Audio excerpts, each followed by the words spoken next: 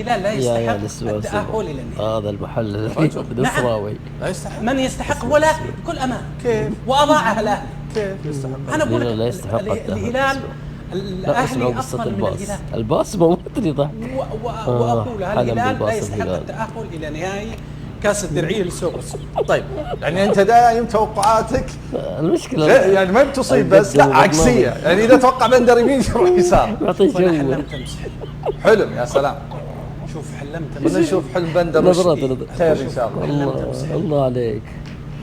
باص الهلال خطأ. إيه. فنزل جوسس مدرب الهلال وطلب من لعيبة الهلال على مرحلة على دفعتين طيب. إنهم يساعدون في يدفون الباص. أيوة. فنزل جزء ايش دخل فكان جوسس جالس يعني يشاهد وطالع وجهه كان مثل الأيباد لكنه أكبر شوي. فالدفعة هذه ما استطاعت. لا واحد من نفسه أمرهم بالدخول مرة ثانية للباص وأخرج الدفعة الثانية. اسمع فنفس الحكاية الدفعة الثانية لم تنجح في مساعدة الباص. فالتفسير هي التفسير الرؤيا هذه بإذن الله إن الكاس سوف يصير